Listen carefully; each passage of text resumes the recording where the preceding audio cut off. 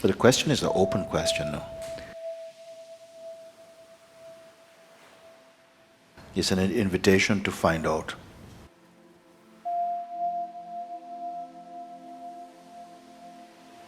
It's not a statement. The question is not a statement. It's a question, no?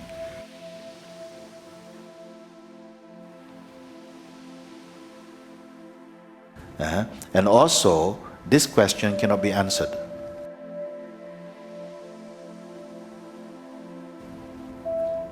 It has to be that when you follow through with this question, it leads to some kind of revelation or something.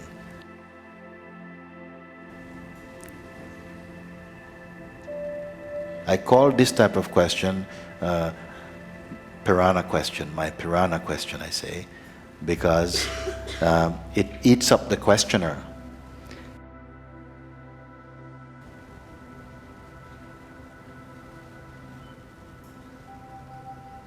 Where is the place for contradiction?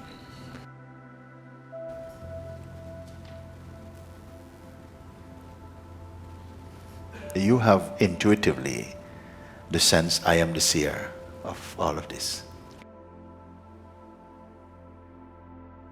But unquestioned, we imagine that the seer is the personality.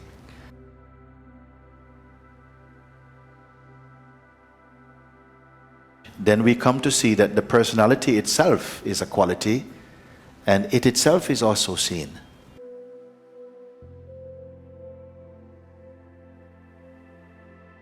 Then the question, but what sees this?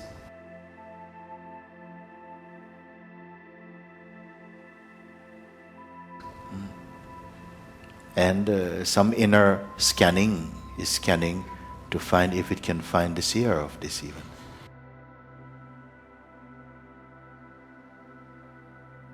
That which can even perceive space itself.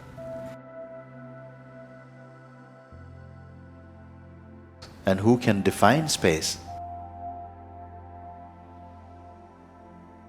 But even space is seen, even.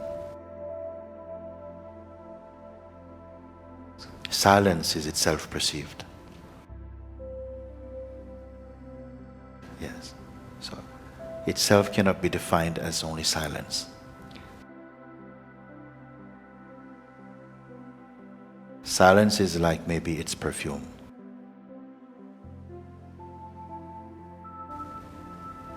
So this question is not answered by answer, must be experience.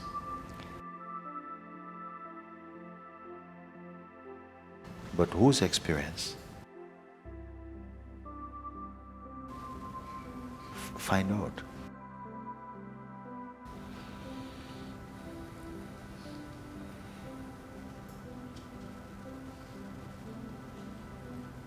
Sometimes I say the one who starts the inquiry will not finish the inquiry, but will be finished by the inquiry.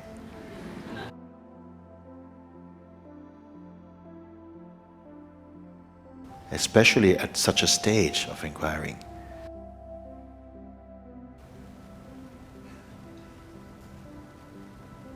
It is not an intellectual game.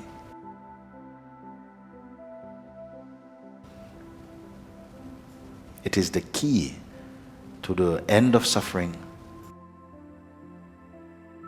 end of confusion.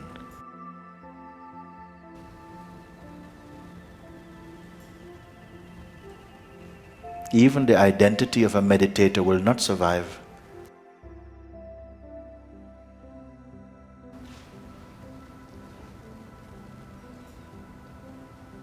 Even the gods extinguish themselves with this question.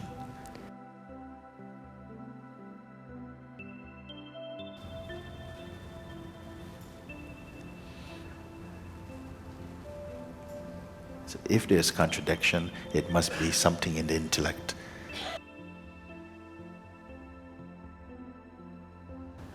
Something is thinking rather than entering.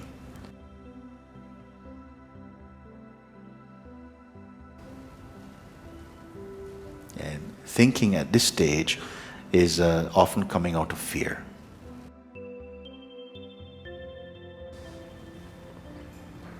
I feel still somehow we're keeping ourselves outside of this question. You send your intellect to go and look. Intellect, go, find out. Comes back with a report.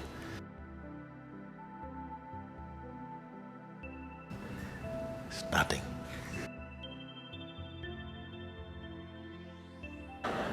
Then you say, yeah, nothing is there.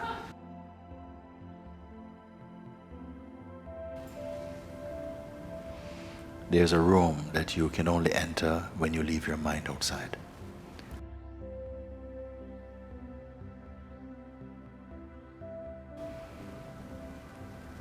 I'll meet you inside.